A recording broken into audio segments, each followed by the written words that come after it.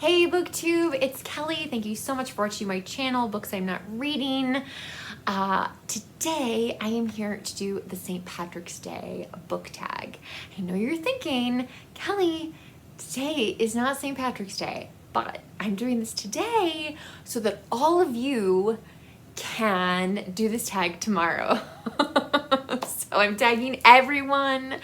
You have to answer the questions in the comment section down below if you don't have your own channel. I thought I would start off, in addition to my shamrock earrings, I have a couple things here that are from Ireland. I have been to Ireland once. I'm ready to go again. It was wonderful. This is a little very delicate piece of bleak china, and it always has these little clovers, even on the end there. I also have a bleak china Christmas ornament. And then this is very special. So I got, well, okay, so my family, my mother or my grandmother bought this at the Waterford factory in Ireland. They are famous for their crystal, and we got to go through the whole thing. We got a really special tour. I was just like, really, you're gonna buy a giant seahorse? I just thought I thought it was so silly, but this is, you know, kind of a symbol of Waterford crystal. And anyway, I never knew, but one day I said to my mom, I really want that seahorse. And so she gave it to me, for which I am very grateful. But it's just, yeah, it's just beautiful. And the first book that I ever read for the Irish Readathon, this is a great book. I would just want to recommend this. This is The Immortal Irishman by Timothy Egan. It's nonfiction. It reads like a novel. It is about, I want to make sure I get his name right, Thomas Francis Meagher, who, you know, a lot of his life takes place in Ireland, and then he comes to America. There's a statue of him in Montana. It's just a great book. I really, really recommend that for those of you who like history and nonfiction. So, okay. Now, this tag, there's two St. Patrick's Day book tags out there. The one I'm going with is, I think it started from a blog post by ZZ with Books. I will do my absolute best to link to that down below. The way I found it was on a channel called Tipsy Book Talks. And I don't know if they were tipsy when they were making the video or what exactly happened. And it could have been just my computer. You can check out the video for yourself, but like the sound and the video images are off. So maybe they had a little too much fun on St. Patrick's Day. I don't know.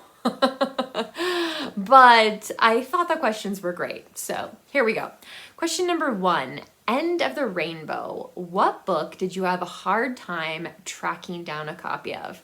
So if you're new to my channel, I have read all of the books that have won the Pulitzer Prize for fiction, or as it was previously known, the Pulitzer Prize for the novel. When I was doing that, there were a lot of books that were very, very difficult to track down. I really relied on the interlibrary loan system at the time, and yeah, I just had a lot of books that were just, there was no cover, no dust jacket, just that solid color and the title typed on the spine kind of binding. So a lot of those were very difficult to find. Question 2, Pot of Gold. When you found that book, was it worth the wait? Was it worth the quest? Excuse me. So I have mentioned this book on my channel many times. I still have a whole bunch of sticky notes in it. I need to do something about that. I don't know why they're all kind of clustered right here in the middle. This is Now in November by Josephine Johnson. So I had to buy the UK edition of this book in order to read it for my Pulitzer project. Fortunately, it has now been reprinted in America. If you see this book, get it, snatch it up. It is a wonderful, wonderful book. It's so well written.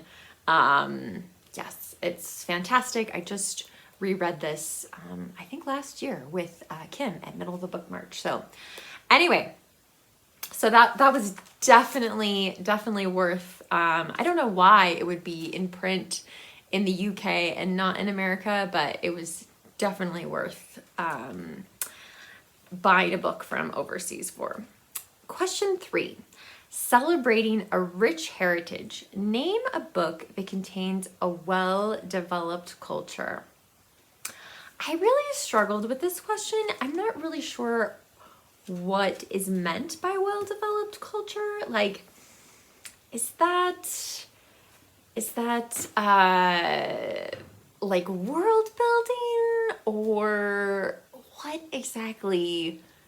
I mean, I'm looking across the room and I see Lord of the Rings. Blue, get out of the closet. Ireland definitely has a wonderful, rich cultural history. The Book of Kells is in Dublin. Man, that was so special to see. Of course, the one I'm really thinking of, and I'm trying not to talk about it, but I just cannot stop thinking about Les Miserables by Victor Hugo. So that definitely has a well-developed culture in my mind, like as far as world building goes. Of course, Victor Hugo was using the real world and his fictional characters, but anyway, so all right, I kind of dodged that one. Sorry about that. Question 4, Shamrock Shakes. What's your favorite food to snack on while reading? Oh my gosh, you guys. If I could snack all day long, I would. I love sweet things. I love salty things, chips, pretzels. And I love it when they're, blended together. I actually just found some, I would say they're more, they came from Germany, but they remind me of like English, like a biscuit, like cookie that's like really flat and crisp, almost like gingerbread maybe. Just a really delicate cookie from Germany. I got them for Christmas and I hid them from myself. And I just recently found them, so probably that would be my choice snack at the moment. Try not to eat too much while reading. I have had some infamous situations with getting food on books, so we try to avoid that. Question 5, 4-leaf clover. Name a book you thought would be just another generic book, but turned out to be something great. So for the Irish Readathon this year, I am reading some of the stories in this collection, the best ghost stories of Joseph Sheridan Le Fanu, who I only know from Lisa in Bookland was Irish. I didn't read the back of the book clearly. So this book, my mother gave this to me, and also an edition of Uncle Silas by the same author. I think the Le Fanu is what is throwing me off about his Irish heritage or ancestry or whatever. Truthfully though, you guys, this book was published in this edition. It's a Dover edition. It was published, I think, in 1964.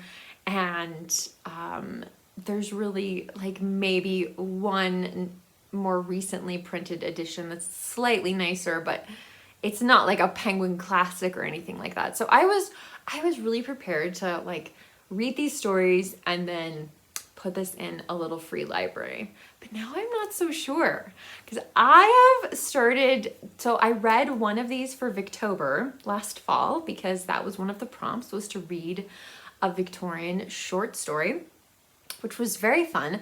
But the one I read in here, it was so-so. It was kind of clinical almost, if you will. But the ones I've been reading since are really creepy. I'm actually reading one that's set in Ireland right now that is called Sir Dominic's Bargain, A Legend of Denoran. And I think a character makes like a deal with the devil or something like that. Like, it's definitely beyond ghost stories. Okay, there's a big Carmilla is in here, which is a very famous vampire story. So it's not just ghost stories, but I mean, there's some really creepy stuff. And so I'm like, is this actually gonna stay in the library? It might have to. We'll see. We'll see how the rest of the stories go. But I definitely was not expecting to enjoy the short stories as much as I have. And it's been really fun to try to like figure out which ones are set in Ireland for the Irish Readathon. But anyway, so don't judge a book by its cover, I guess. Maybe that's my lesson there. So I think these are some questions that Tipsy Book Talks added to the tag. Question 6 is Irish whiskey. What is your favorite tradition of St. Patrick's Day? I mean, I don't live in Boston. I don't live in Chicago. I don't live in a place where, you know, I don't know. Drinking is definitely celebrated where I live. Unfortunately, I can't drink. I can't drink alcohol. I am so glad that I went to Ireland, that I lived in France, that I traveled to the places that I did when I did, because almost all of my international travel took place before I was diagnosed with epilepsy. And since being diagnosed with epilepsy, I can't even have like communion wine. It instantly makes my head feel like it's just being cut in half. And I really literally mean that. It feels like someone is taking an axe to my brain. So yeah, I tried a tiny bit of champagne the last time I was in Paris, and nope. So one of my really great memories of our trip to Ireland was, because of course we were on like a tour bus, and I was with my grandmother and my mother, and we stopped this place, and they had all of these jars lined up with Irish whiskey in the bottom, and they poured piping hot coffee on top of it, and it was absolutely wonderful. And I think it was like 10 o'clock in the morning. But that was really great. So, and a great memory. But no, I don't drink anymore. I am thinking of trying to persuade my husband, who is still very sick, you guys. But I'm gonna try to persuade him to watch The Fugitive on St. Patrick's Day, because that has a whole St. Patrick's Day parade in the middle of it. So maybe that'll be my new annual tradition for St. Patrick's Day. Question number 7, a pub or bar in a book you'd like to visit. So again, as much as I would love to go to a fictional bar or a fictional pub, it's really not very much fun to go to a bar when you can't drink. I'm not on the lookout for like pubs and bars in books. Really paying attention to that.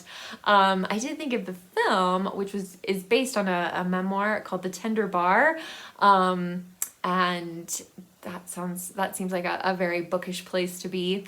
So that might be fun, but I haven't read that book, so I don't know for sure. Maybe you guys can tell me in the comment section if I should read The Tender Bar. Let's see, question 8. Okay, so it has an Irish word. It says it's pronounced Kaylee. I don't know if that's correct or not. So all my Irish watching booktubers out there, all 2 of you, I apologize if I'm mispronouncing that. So, a group of characters you'd like to party with. And again, it's not very much fun to party when you can't drink anything.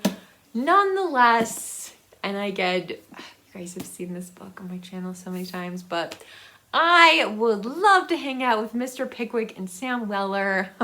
So they seem like they know how to have a rollicking good time and would make me feel at ease. So that would be my pick for that last question. Now, I'm not going to tag anyone. I'm tagging everyone. If you have a channel, do one of the St. Patrick's Day book tags, and if you don't have a channel, you can answer these questions down below about how you celebrate St. Patrick's Day. I would love to hear from the Irish booktubers out there about if St. Patrick's Day, is it even celebrated in Ireland? It seems like a very American holiday, but I'm not sure. So I would be very curious to hear that. I look forward to hearing from you in the comment section down below. If you don't feel up to leaving a comment, you can always leave an emoji, maybe a shamrock or a rainbow, something like that. Or you can give this video a thumbs up as a way to say hello. So booktube, remember to be kind to yourself, be kind to others. And again, happy St. Patrick's Day. I'll be back with another bookish video soon. Bye.